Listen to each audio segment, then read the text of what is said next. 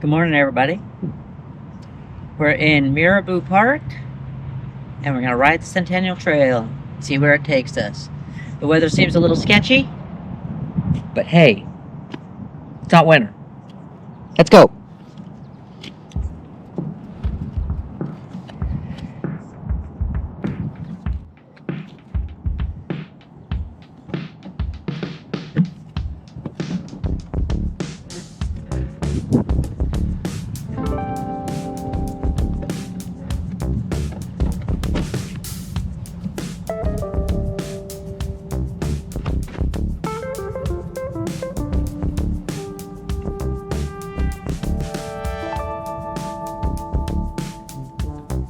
Follow the ball's route. Oh, and some lilacs.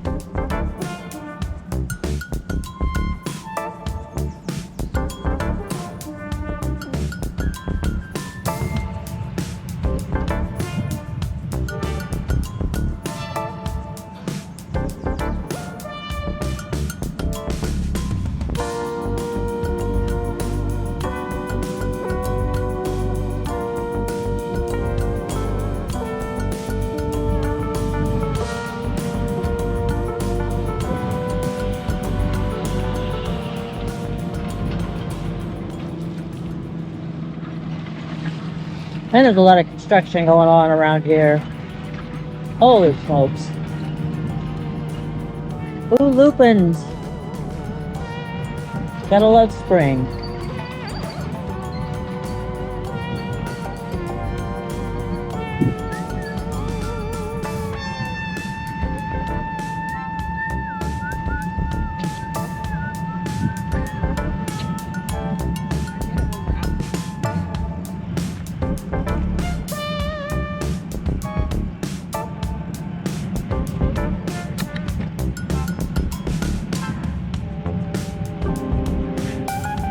Everybody's right.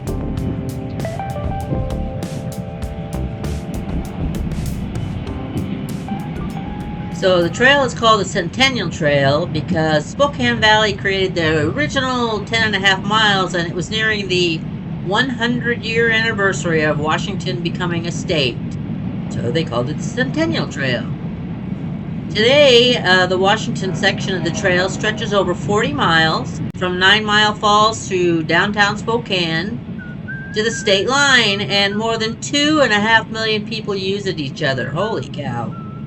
I guess I'm lucky the traffic isn't more dense. So the trail contains interpretive signs and 42 historical sites. Most of them still remain unmarked. 42 historical sites. And only 12 have signs. The other 30, I guess that's a surprise we're going to have to see if we come across.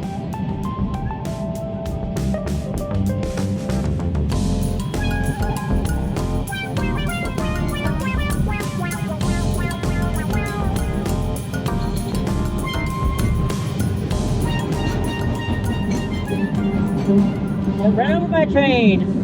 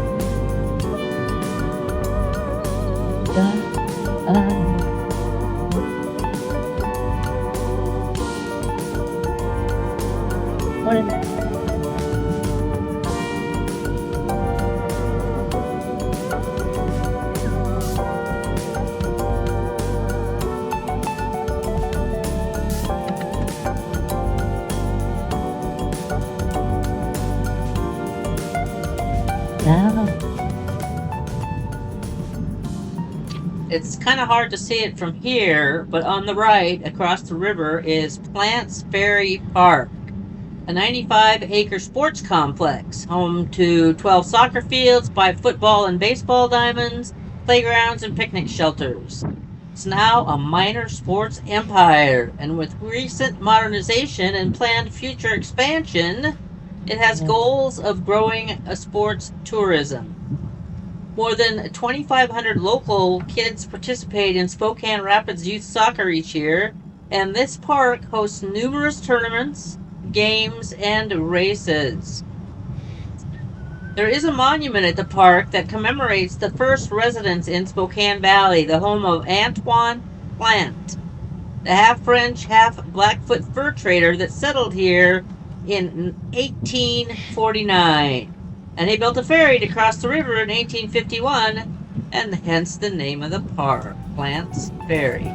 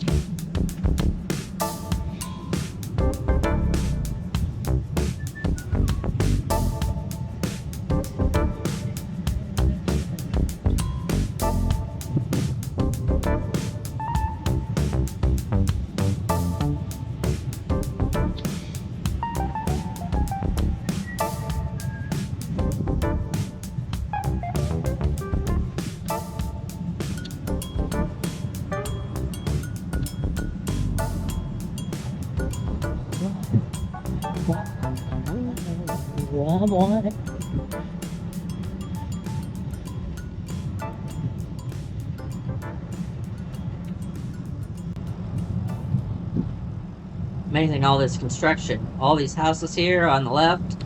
Didn't used to be anything there a couple of years ago. Progress.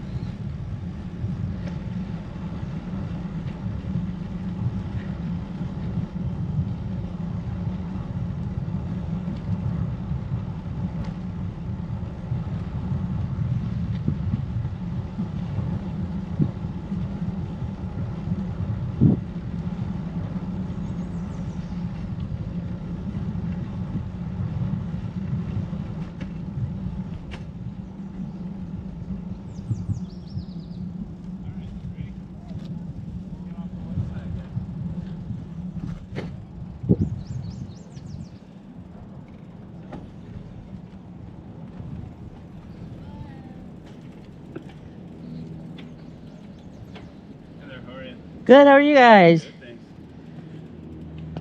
Nice day for a ride, huh? Yeah. There's no bad day for a ride, but some are better than others. Yeah. Good attitude. Have a good one. You too.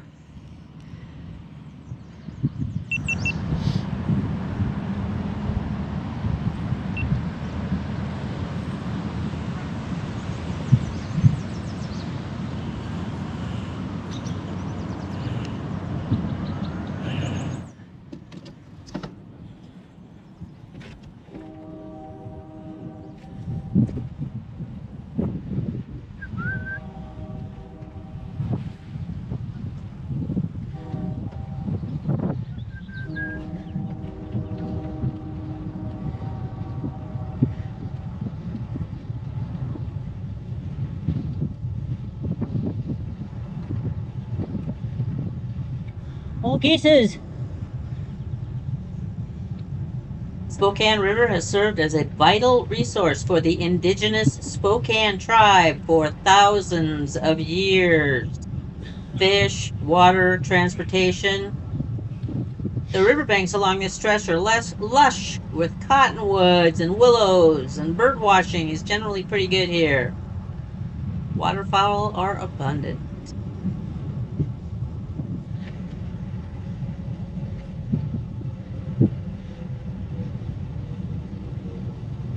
Just upriver from here is a place called Horse Slaughter Camp, and it's basically one of the last things in a long history of broken treaties and skirmishes between the residents of this land and the people who wanted to come here and take it away. In September of 1858, Colonel George Wright rounded up between 800 and 900 horses that belonged to the Spokane and allied tribes. And on September 10th of that year, his troops slaughtered nearly every one of them. An army board had concluded that without horses, the Indians are powerless. Soldiers also burned the tribe's stores of wheat and other food supplies. Chief Gary, by some accounts, watched somberly from the nearby hills.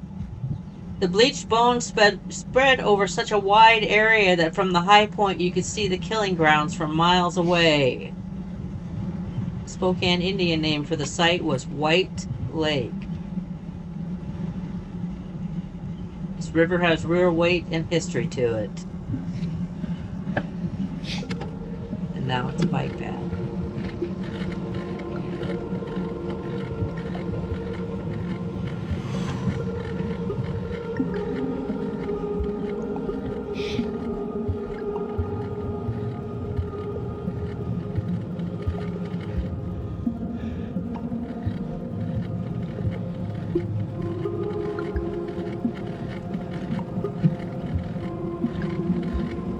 Morning.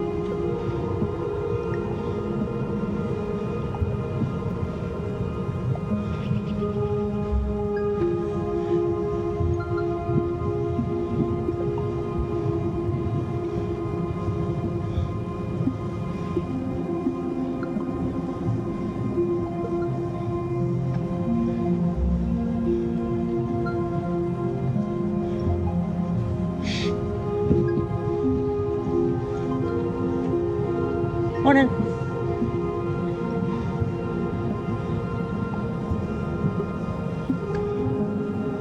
Donkey Island. So I tried to find out why this trailhead is called Donkey Island, and I couldn't find any definitive answer. There's some speculation that there used to be a mill across the river and the logging industry made use of donkey engines. They were steam-powered winches patented in 1881 to replace actual donkey power. But that's just a guess, not a documented fact. Nobody knows. It's been Donkey Island, it's still Donkey Island, and it'll always be Donkey Island.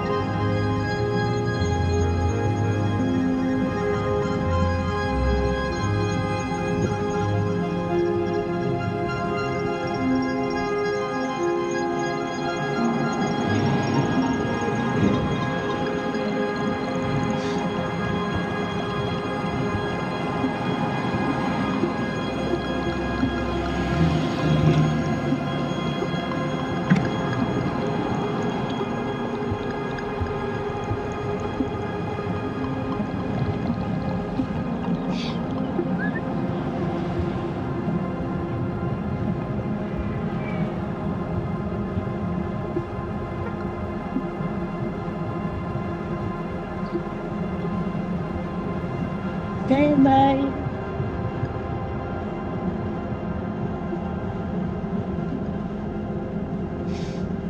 So this section isn't exactly on the Centennial Trail. It actually goes up to Upriver Drive, up by the library, and then goes along Upriver Drive. There isn't actually an off or separated path for a couple of miles through here. Although this is Marengo Drive, and it's pretty nice, quiet. I prefer it than the traffic section. I don't like traffic. I don't like riding on the road if I can help it. I'm a path rider, and I like it.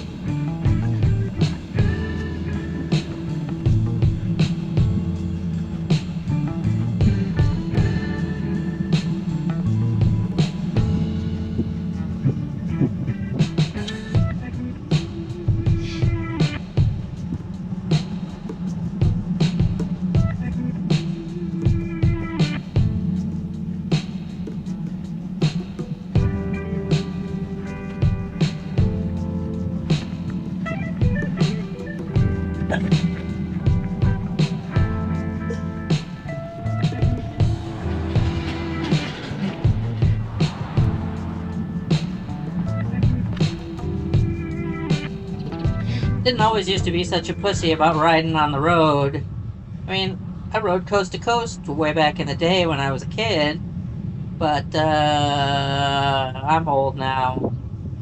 Older. And I prefer bike paths. And if I run out of them, then I'll consider the roads. But until then, enjoy this bike path today. I am.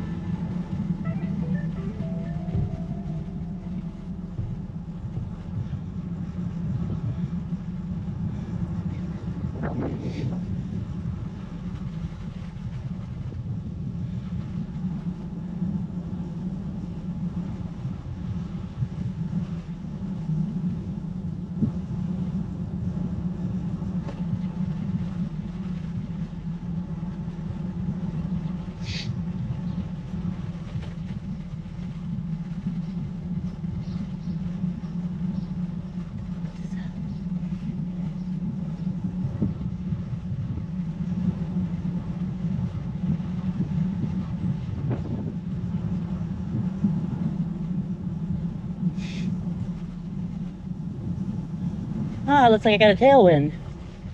Thank goodness. Thank goodness it's a tailwind.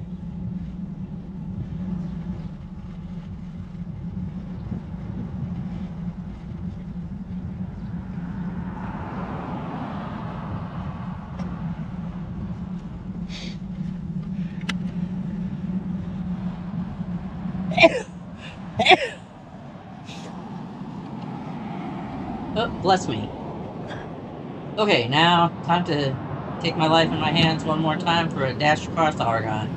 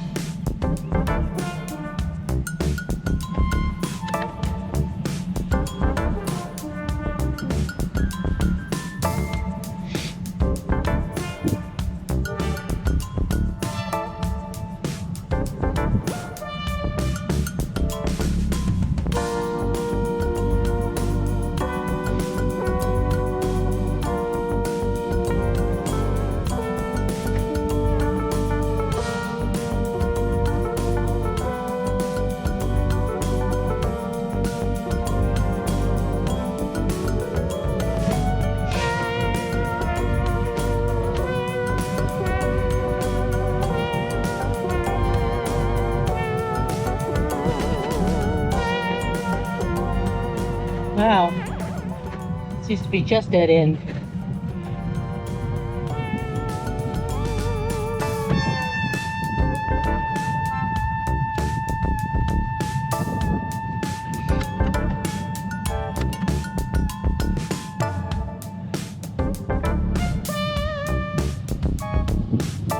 To you that I never knew, never knew.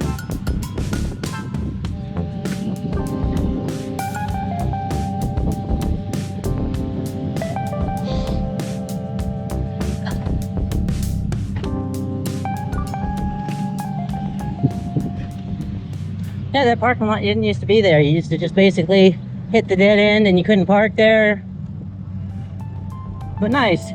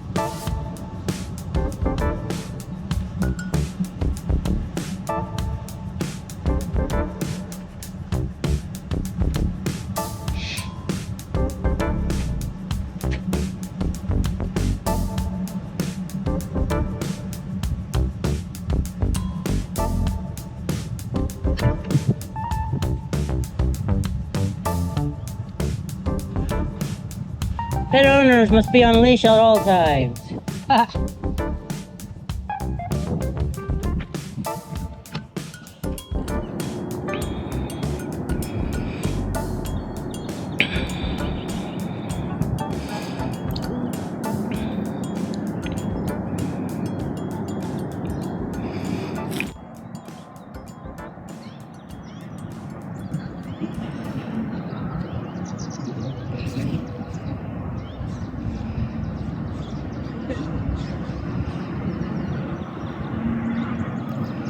Look at all those little ones.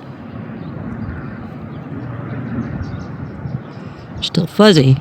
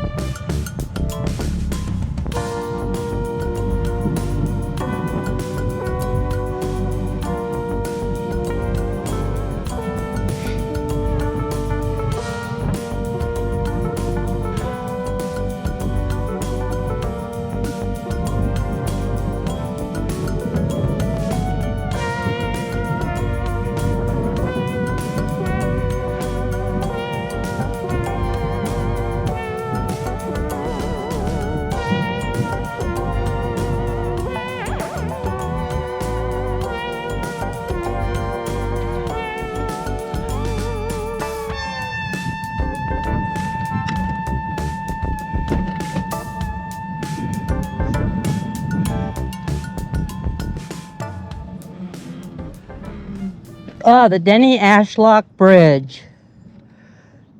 Bridge is dedicated to the memory of Dennis L. Ashlock, 1938 to 1998, whose vision and fortitude resulted in the construction of the Centennial Trail. Dedicated June 11th, 1998. Okay, Denny. Good job, Denny.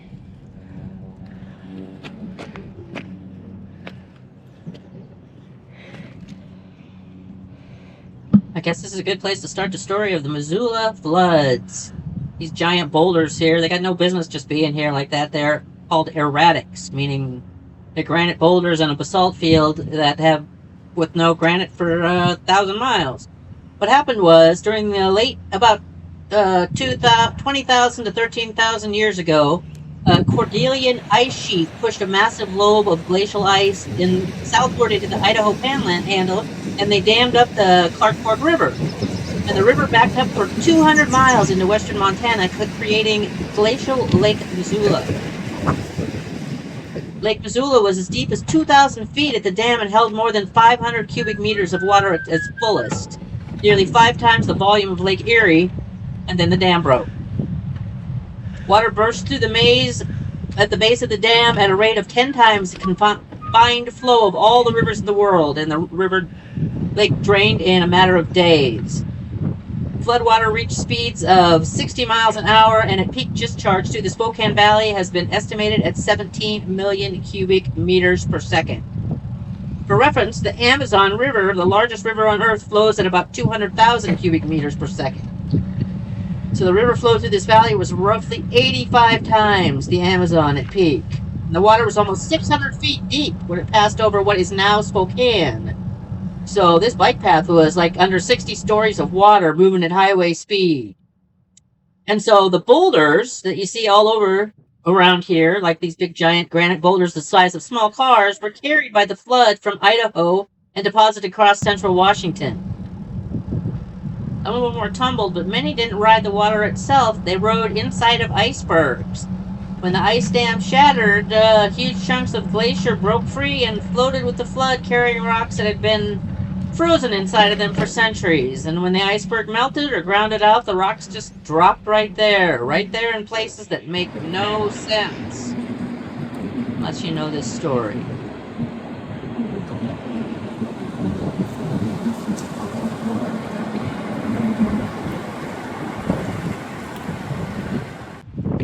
Well, if it was just a little bit warmer, I would go for a swim, but it is not, and I am not.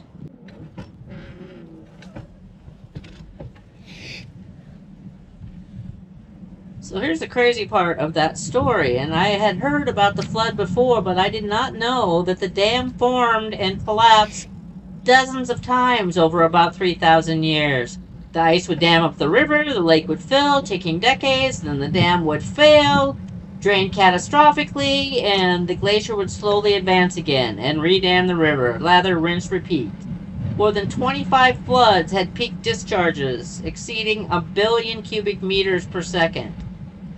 And every one of them dropped more of those boulders. Crazy. Crazy. Love geological history.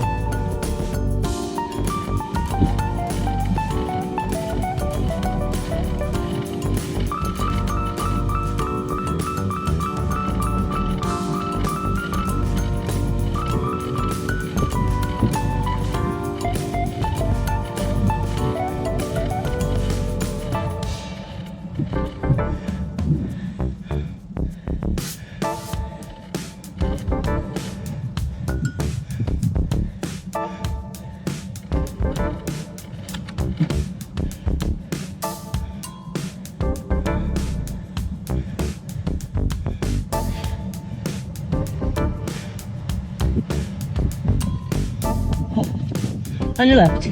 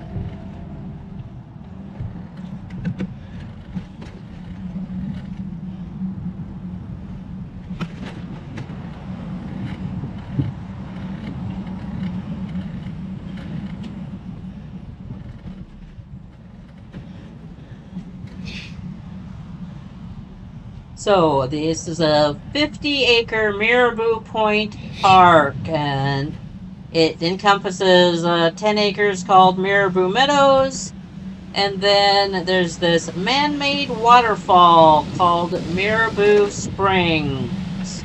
It's also the Discovery Park playground. But the Mirabeau Springs waterfall right here, man-made giant water feature, drops 40 feet into a pond, and there were supposed to be ducks here. I was hoping to see some ducks, but I haven't seen any ducks all day. Dang it, where's my ducks? This is all man-made water feature. It's actually quite pretty. But it attracts turtles. Aren't they cool? I love turtles.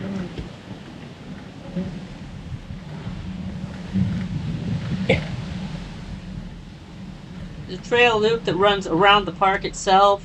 About 2 miles, I guess. But it's a nice park.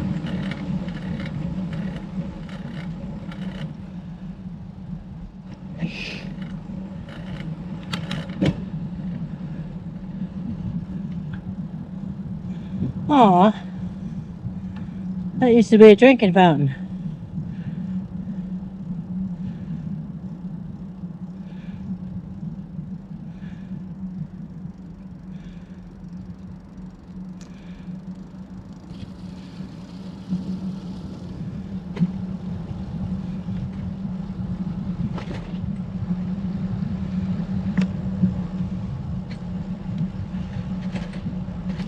Squirrel.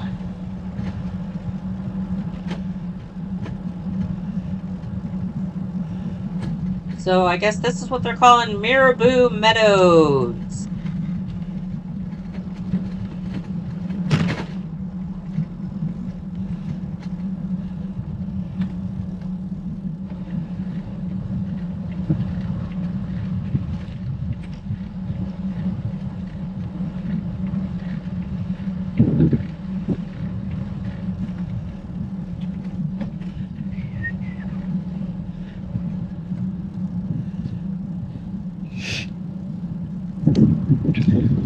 On your left.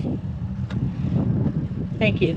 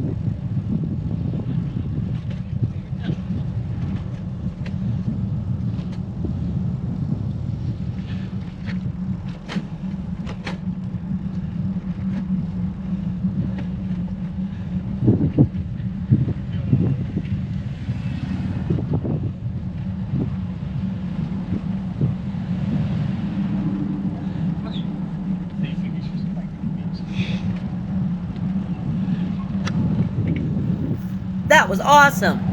Thanks for pedaling along. Love from the peddler. Pedaling, pedaling.